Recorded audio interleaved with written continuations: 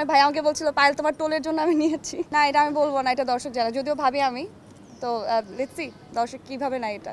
একটু আগে সবাইকে দেখতে পাচ্ছিলাম, এখন কাউকে দেখতে পাচ্ছি না, কারণ আমি চোখে দেখি না, খুব কম দেখি চোখে। তো সবাইকে ধন্যবাদ এসেছেন আমাদেরকে শুভেচ্ছা জানানোর জন্য, নিশ্চয়ই ভালো লাগছে।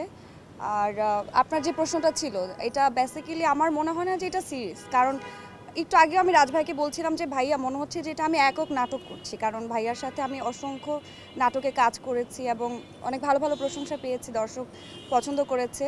তো ওই জায়গা থেকে মনে হচ্ছে এখন এই কাজটি করতে এসে যে ভাইয়ার এত বেশি সিরিয়াস, যেমন কালকে বলছিল যে সকাল 8টায় আসবা, মানে সে আগে চলে আসে এবং আমরা মনে হয় লেট করে আসি, যে তার এই সিরিয়াসনেস দেখে আমি নিজেও আসলে মানে অবাক যে অ্যাকচুয়ালি কি করব। এবং এই জায়গা থেকে মনে হয়েছে যে এটা একটা সিরিজ না, এটা আমার কাছে একদম একটা একক নাটকের মতোই।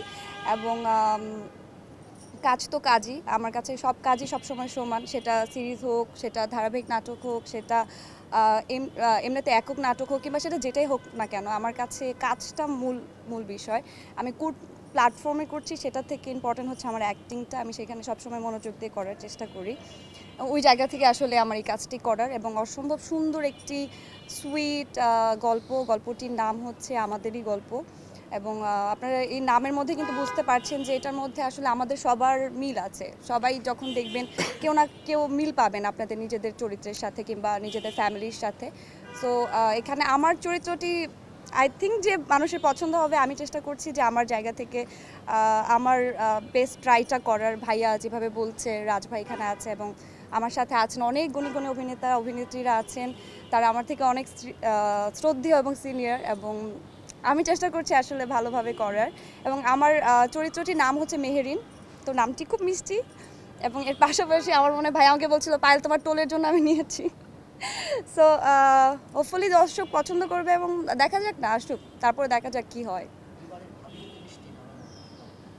ভাবি আর এটা দর্শক জানে আসলে। না এটা আমি বলবো না, এটা দর্শক জানে, যদিও ভাবি আমি। তো লেটস সি দর্শক কিভাবে না এটা। আমি মানে নর্মালি কি হয়, একটা শুটিং সেটে গেলে অনেক সময় হয় যে কতক্ষণে বাসায় যাব, কতক্ষণে শুটিংটা শেষ হবে, কিংবা প্যারা লাগতেছে এটার পর আরেকটা সিন। কিন্তু এখানে আমার মনে হচ্ছে ভাইয়া এটা না এটা করবো না এটা করবো, মানে ভালো লাগে, মানে অনেক ফ্যামিলি এনভায়রনমেন্টে কাজ করা হয়। এটা ভাইয়ার একটা বড় গুণ। আর ভাইয়া অনেক থাকে না, অনেক মজা করে কাজ করে, মানে ফিল হয় না যে সেই স্ক্রিপ্ট ধরাই দেয় না যে এইটাই করো।